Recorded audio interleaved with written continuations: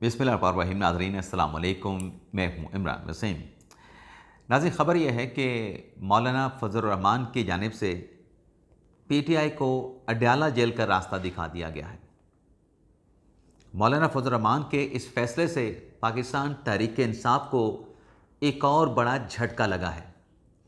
इमरान खान के साथ क्या हाथ हुआ है, इन तफसीलात से अपने प्रोग्राम का आगाज़ करेंगे और इसके बाद हम बात करेंगे जो सुप्रीम कोर्ट में सिविलियंस के मिलिट्री कोर्ट ट्रायल के हवाले से और सुपर टेस्ट के नफाज के हवाले से कॉन्स्टिट्यूशनल बेंच में जो दो बड़े अहम मुकदमात की समाअत हुई है, इन अदालती प्रोसीडिंग का जो अहवाल है वो भी आपकी खिदमत में पेश करेंगे। लेकिन वीडियो लॉग का आगाज़ करने से पहले एक तो आपसे चैनल सब्सक्रिप्शन की दरख्वास्त करेंगे कि जिन दोस्तों की जानिब से अभी तक चैनल को सब्सक्राइब नहीं किया गया उनसे दरख्वास्त होगी कि चैनल को सब्सक्राइब कर लें, बेल आइकॉन का बटन प्रेस करें, वीडियो पसंद आए तो इसे लाइक भी करें और शेयर भी करें। पहली खबर से प्रोग्राम का आगाज़ करेंगे, लेकिन आपसे देखने वालों से माजरत भी करना चाहूँगा। गुज़िश्ता रोज़ के दोपहर जो मैंने ब्लॉग किया था उसमें एक मैंने प्लेजेंट सरप्राइज़ का जिक्र किया था और उस प्लेजेंट सरप्राइज़ को लेके आप देखने वालों को मैंने ये भी बताया था कि आज का हमारा ये वीडियो लॉग जो है वो ताख़ीर का शिकार हो सकता है। तो आपसे माजरत इस बात पे करनी है कि प्लेजेंट सरप्राइज़ अभी आना बाकी है। तो प्लेजेंट सरप्राइज़ जब आएगा आपके साथ शेयर भी करेंगे, आपको दिखाएंगे भी, लेकिन कल वाली बात पूरी ना होने पे उस पर मैं आपसे माजरत ख़्वाह ज़रूर हूँ। तो आते हैं नाज़रीन कि इमरान खान साहब के साथ हाथ क्या हुआ है। जो एक तासुर मिल रहा है कि खान साहब के साथ जो है हाथ हो गया है, खान साहब के साथ वो खेल खेला जा रहा है जिसका खान साहब को नुकसान हो रहा है, पार्टी के लोगों को फ़ायदा पहुँच रहा है। एक तो नाज़रीन आज इस्लामाबाद हाई कोर्ट में जस्टिस इनाम अमीन मिनाज साहब की अदालत में जो पाकिस्तान तहरीक इंसाफ कहती है कि हमने अडयाला जेल में कुछ वकालतनामे बानी तहरीक इंसाफ के जमा करवा रखे हैं, जिस पर इमरान खान साहब ने तो सिग्नेचर कर दिए हैं, लेकिन अडयाला जेल ने उन वकालतनामों को अटेस्टेड करना था जो कि अटेस्टेड करके वापस नहीं दिए गए। इस मामले पर इस्लामाबाद हाई कोर्ट से रिजू किया गया था पाकिस्तान तहरीक इंसाफ के वकील रहनुमा शुएब शाहीन की जानिब से। तो जस्टिस इनाम अमीन मिनहाज साहब ने इस केस की समाअत की जिसमें अडयाला जेल को की जो इंतज़ामिया है, जो उनके मुतल्लिका नुमाइंदे हैं, उनको तलब किया गया था।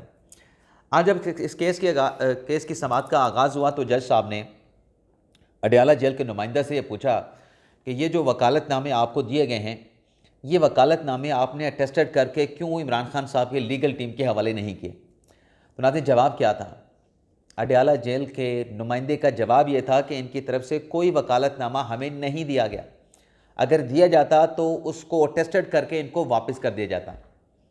जब ये बात अडयाला जेल के नुमाइंदा ने अदालत के सामने रखी, उसके बाद शुएब शाहीन साहब ने कहा कि मुझे आज अडयाला जेल के सुपरिटेंडेंट की कॉल आई थी, उनकी तरफ से कहा गया है कि आप दस्तखत करा के इमरान खान के वकालतनामे दोबारा दे दें, हम उनको अटेस्टेड कर देंगे। खैर जज साहब ने कहा चलें ठीक है, आप ऐसा करें कि ये जो आपके पास इमरान खान के सिग्नेचर वाले वकालतनामे हैं, हमारे सामने आप अडयाला जेल के हुकाम को दे दें, ये कल सिग्नेचर करके यहीं कमरे अदालत में ओपन कोर्ट में आपके हवाले कर देंगे। तो इस केस में कल तक जो है वो इस्लामाबाद हाई कोर्ट की जो समाअत है वो कल तक मुलतवी कर दी गई।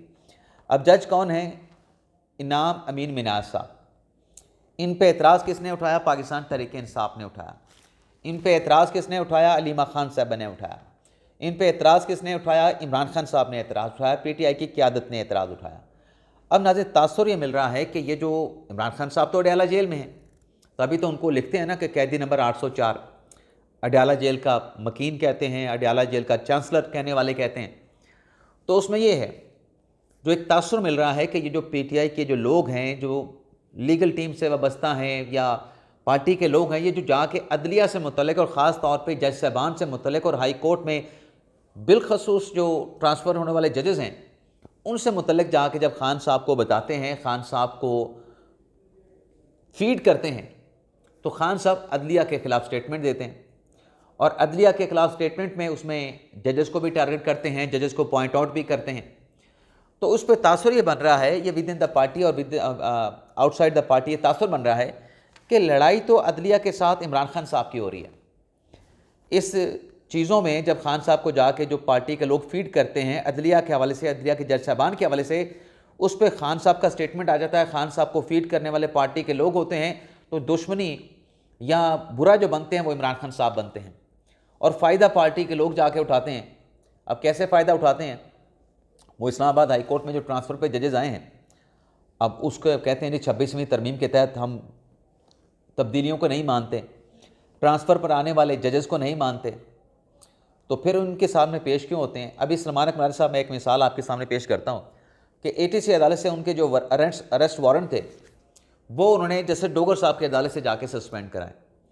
इस तरह से जब PTI के अपने लोग जाके अदालतों से रिलीफ हासिल कर रहे होते हैं, लेकिन खान साहब जो है वो अदालतों के हवाले से स्टेटमेंट दे के, जब ये एक तासुर है कि वो बुरा बन रहे होते हैं और रिलीफ जो है ये नीचे वाले लेके चले जाते हैं, तो ये एक तासुर बन रहा है कि खान साहब के साथ यहाँ पे हाथ हो रहा है। खान साहब को अदलिया के हवाले से गलत फीड किया जा रहा है। जिन जजेस के बारे में जाके खान साहब को उल्टा सीधा पढ़ाया जाता है, पट्टियाँ पढ़ाई जाती हैं, उन्हीं जजेस से जो है इमरान खान साहब को भी रिलीफ मिलता रहा है, इमरान खान साहब को रिलीफ भी मिलता है, पार्टी के लोगों को भी रिलीफ मिलता है। लेकिन ये जो चीज़ें की जाती हैं इसका नुकसान खमियाजा बानी तहरीक इंसाफ साहब को, इमरान खान साहब को या कहीं भुगतना पड़ता है या आगे चल के भुगतना पड़ेगा। अब नाज़रीन आ जाते हैं जो ख़बर है मौलाना फजल रहमान साहब के हवाले से। कल नाज़रीन आपको पता है कि मुलाकात हो गई, तहरीक इंसाफ ने रब्ता किया, मौलाना साहब की पार्टी ने मुलाकात का वक्त दे दिया, लेकिन इस मुलाकात के साथ बड़ी तवक्कुआत लगाई गई। तवक्कुआत क्यों लगाई गई कि इमरान खान साहब का पैगाम है। अब वो इमरान खान साहब का पैगाम क्या है? इमरान खान साहब का पैगाम सीधा सीधा मौलाना फजल रहमान साहब से जो है रिक्वेस्ट है। मैं तरला नहीं कहूँगा, कहने को तरला भी कह सकते हैं, वो तरला ही, लेकिन मैं रिक्वेस्ट कहूँगा, इमरान खान साहब की दरख्वास्त कहूँगा कि आप हमारे साथ ग्रैंड अलायंस में शामिल हो जाएं। अब नाज़रीन ये जो मुलाकात हुई, आप ये देखें, इस मुलाकात से पहले जो पार्लियामेंट का मुश्तरका सेशन हुआ उसमें जो PTI ने एहतजाज किया, उसमें मौलाना फजल रहमान साहब की जमात ने तहरीक इंसाफ का उस प्रोटेस्ट में साथ नहीं दिया। अब कल की मुलाकात में पार्टी के कौन कौन लोग मौजूद थे PTI के, और उससे साथ मौलाना साहब की जमात के कौन लोग मौजूद थे? तो मौलाना साहब की जमात से कामरान मुर्तज़ा और अब्दुल गफूर हैदरी साहब थे, दो रहनुमा थे पाकिस्तान जमात उलमा इस्लाम फ़े के। जबकि दूसरी तरफ पाकिस्तान तहरीक इंसाफ की बात करें तो सलमान अकम राजा थे, असद कैसर थे, जुनैद अकबर थे, आतिफ खान थे, आमिर डोगर थे, और जो तहफ़्फ़ुज़ आईने की जो तहरीक है, जो मूवमेंट है, उसके रहनुमा जनाब अख़वंज़ादा साहब थे। अब इस मुलाकात में नाज़रीन, जो कल इस मुलाकात के बाद रिपोर्ट किया गया, उस रिपोर्ट से जो तासुर दिया गया कि इस मुलाकात में बड़ी पेशरफ्त हुई है, बड़ी ख़बर जो सामने आई है जी। अब सवाल यह है कि क्या पेशरफ्त हुई है जी, क्या डेवलपमेंट हुई है जिसको एक बड़ी हैपनिंग कहा जा रहा है, बड़ी पेशरफ्त कहा जा रहा है। अब मौलाना अब्दुल गफूर हैदरी साहब के साथ ये मुलाकात हो रही है, जिसमें सिर्फ मौलाना साहब की जमात के दूसरे जो रुकन हैं वो कामरान मुर्तज़ा साहब मौजूद हैं। और मुलाकात कहाँ पे हो रही है? मुलाकात हो रही है जी पार्लियामेंट लॉजेस में। तो ख़बर नाज़रीन है कि मौलाना साहब ने तो इनके साथ मिलने से इनकार कर दिया था।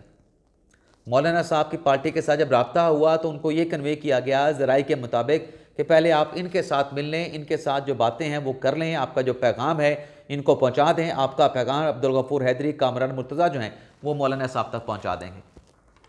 तो मौलाना साहब ने तो इनको अपने घर भी आने नहीं दिया।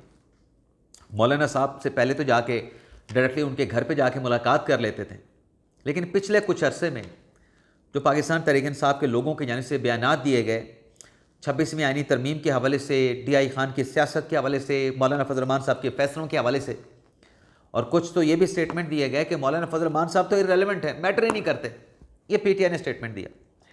तो मौलाना साहब ने भी फिर, मतलब जब आप ये कहेंगे कि मौलाना साहब की हैसियत क्या है, मौलाना साहब की पार्टी की हैसियत क्या है, छोटे लोग हैं, छोटी पार्टी है, तो छोटी पार्टी वाले ने आपके साथ मुलाकात करने से इनकार कर दिया। अपने पार्टी के सेक्रेटरी जनरल कामरान मुर्तज़ा को आपके आगे कर दिया कि उनके साथ जाके मुलाकात करें। अब इस मुलाकात में हुआ क्या, जो असल ख़बर है, मौलाना साहब को जो पैगाम इन्होंने पहुंचाना था वो तो पार्टी के लोगों को दे दिया, बता दिया कि आप ग्रैंड अलायंस में आ जाएं। उसकी उन्होंने तरजीहात, उसकी तोजीहात और मुख्तलिफ़ चीज़ें उन्होंने पेश की, भाई इस तरह से हो जाएगा, ये करेंगे, फ़लाँ करेंगे। लेकिन मौलाना साहब की पार्टी ने अपने तहफ़्फ़ुज़ात ही उनके सामने रखे कि इन तहफ़्फ़ुज़ात को पहले एड्रेस करें। जब तक इन रिजर्वेशन को आप एड्रेस नहीं करेंगे, बात ना आगे चल सकती है, बात ना बन सकती है। तो तहफ़्फ़ुज़ात का उन्होंने इजहार कर दिया कि पहले इनको एड्रेस करो। उसमें कुछ और चीज़ों का भी इजाफा हुआ है।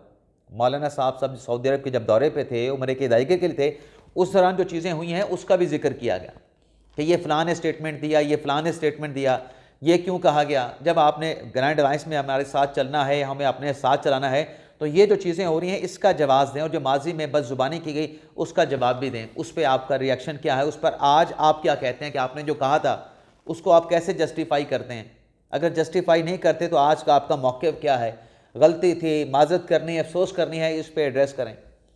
तो इस मुलाकात के बाद या इस मुलाकात में कोई पेशरफ नहीं हुई। पेशरफ सिर्फ इतनी हुई है कि मौलाना साहब के लोगों ने कहा, अब्दुल गफूर हैदरी साहब ने, कामरान मुर्तज़ा साहब ने, कि आपने हमें जो खान साहब का पैगाम दिया ना वो हम मौलाना साहब तक पहुंचा देंगे। लेकिन ये जो मौलाना फजल रहमान साहब के तहफ़्फ़ुज़ात हैं ना, जो आपको पहले भी दिए गए थे, आपने इन रिजर्वेशन को एड्रेस नहीं किया। आप अगर हमें साथ लेके चलना चाहते हैं या हमें ग्रैंड अलायंस में शामिल करना चाहते हैं, जो भी आपकी बात है, आपको सबसे पहले इन चीज़ों को एड्रेस करना होगा, फिर आगे इस मौजू के ऊपर बात करेंगे। पहले इन रिजर्वेशन को एड्रेस करें। यानी आप साफ ज़बान में, आसान अल्फाज में आप ये कह सकते हैं कि मौलाना फजल रहमान साहब के जो नुमाइंदे वहाँ पर मौजूद थे, उनकी तरफ से पीटीआई के लोगों को, जो इतनी बड़ी टीम वहाँ पे गई थी, उनको अडयाला जेल का रास्ता दिखाया गया, जाके पहले खान साहब से इन चीज़ों के हवाले से हदायत लेके आएँ कि इन तहफ़्फ़ुज़ात के हवाले से आज वो क्या फरमाते हैं। तो ये अडयाला जेल का रास्ता दिखाया गया। मौलाना फजल रहमान साहब नहीं मान रहे, तो ये पीटीआई के लिए बहरहाल कोई अच्छी खबर नहीं है। अब नाज़रीन आ जाते हैं जो सुप्रीम कोर्ट में सुपर टैक्स से मुतल्लिक़ केस की समाअत हुई है। पहले तो उसका अहवाल आपके साथ शेयर कर लें।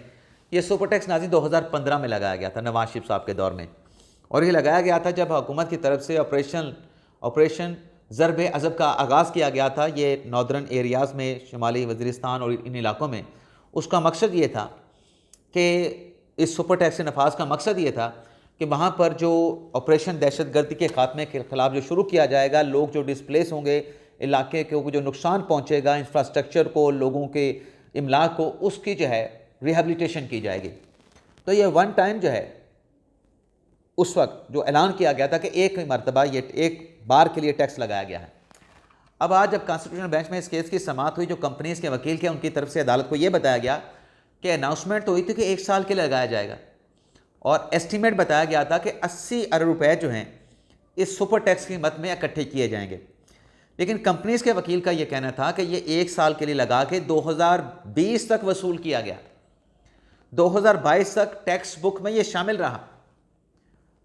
कंपनीज़ के वकील ने कहा कि नहीं मालूम, कलेक्ट तो इन्होंने 80 अरब करने थे, लेकिन इन्होंने मजमूई तौर पे सुपर टैक्स की मद में कितना रिकवर किया, कितना खर्च किया, किन इलाकों पे खर्च किया, किस मद में हेड किया, किस हेड में खर्च किया, ये कोई डिटेल हमारे पास नहीं है, ये नहीं बताया गया। अदालत ने उनसे सवाल पूछा कि आप ये बताएं कि क्या ये जो मुतासरीन की रिहेबिलिटेशन का जो प्लान बना था, इसका कोई PC1 था, कोई प्रोजेक्ट बनाया गया था? जब भी इस किस्म का कोई चीज़ होती है, आपने पैसे कलेक्ट करने हैं, किसी जगह पे आपने रिहेबिलिटेशन का काम करना है, डेवलपमेंट का काम करना है, तो उसका कोई PC1, कोई प्रोजेक्ट बनाया जाता है कि इसमें इतने अखराजात होंगे, और फिर अब तक जितने पैसे खर्च किए गए उस पर अदालत ने यह भी सवाल किया कि कितने पैसे रिकवर हुए सुपर टैक्स की मद में, कितने पैसे खर्च किए गए, कितने पैसे मौजूद हैं या कितना उसमें घाटा आया है। और फिर अदालत ने यह भी सवाल पूछा कि ये भी बताया जाए कि ये जो लोग डिस्प्लेस हुए थे, ये किन इलाकों से हुए थे और कितनी बड़ी तादाद में हुए थे। ये सारी डिटेल आज अदालत में जो है वो डिस्कस की गई है, और केस की समाअत को कल तक मुलतवी कर दिया गया है। बाकी अगर सर्विलेंस के मिलिट्री कोर्ट ट्रायल की अगर हम बात करें, तो आज की अदालती कार्रवाई में वजारत दिफा के वकील ख्वाजा हारिस साहब ने दलाइल दिए। केस की प्रोसीडिंग को कल तक मुलतवी कर दिया गया, और कल भी ख्वाजा हारिस साहब के जो है वो दलाइल जारी रहेंगे। दौरान समाअत नाज़रीन जस्टिस नईम अख्तर अफगान ने कहा कि मौजूदा जो अपील है उसमें बार बार FB अली केस का जिक्र किया जा रहा है। नईम अख्तर अफगान साहब ने कहा कि FB अली को मौजूदा केस से नहीं मिलाया जा सकता। मौजूदा केस अपनी नोयत का अलग केस है, अपनी नोयत का पहला मुकदमा है। ख्वाजा हारिस ने कहा कि FB अली केस में सवाल बुनियादी हकूक़ का नहीं था। ख्वाजा हारिस ने कहा कि एक retired army officer supreme court में गया कि मैं सिविलियन हूँ, मेरा ट्रायल नहीं हो सकता। सुप्रीम कोर्ट ने करार दिया था कि सिविलियंस का ट्रायल भी हो सकता है।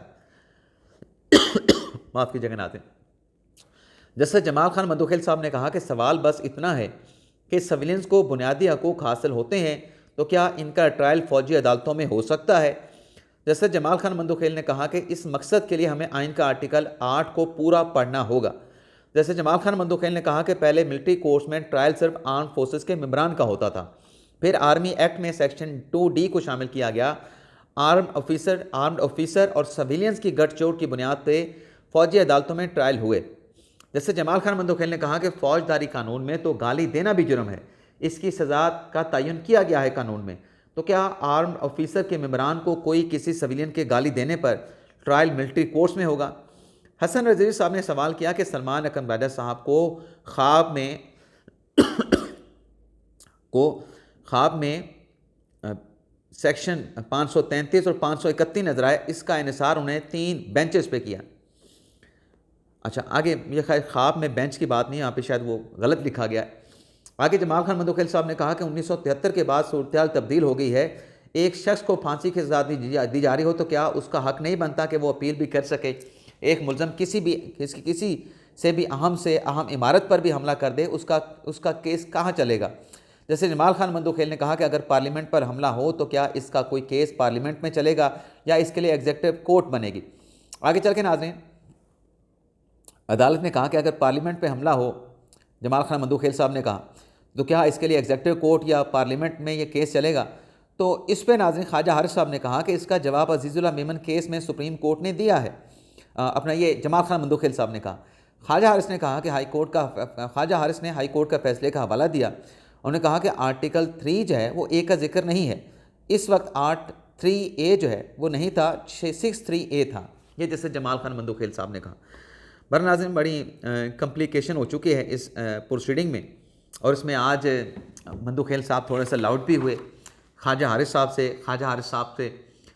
साहब ने फिर वो जो पैराग्राफ था जिसका जिक्र हो रहा था, वो पैराग्राफ उनको पढ़ के भी सुनाया, और फिर ख्वाजा हारिस साहब ने उनसे माजरत की। तो जब ख्वाजा हारिस साहब ने माजरत की तो फिर जैसे जमाल खान बंदूखेल साहब ने कहा कि मैं भी माजरत चाहता हूँ, मेरी भी आवाज़ जो है वो थोड़ी सी लाउड हो गई थी। तो ये नाज़रीन आज की अदालती कार्रवाई का अहवाल। आपसे इजाज़त चाहते हैं। अल्लाह हाफ़िज़।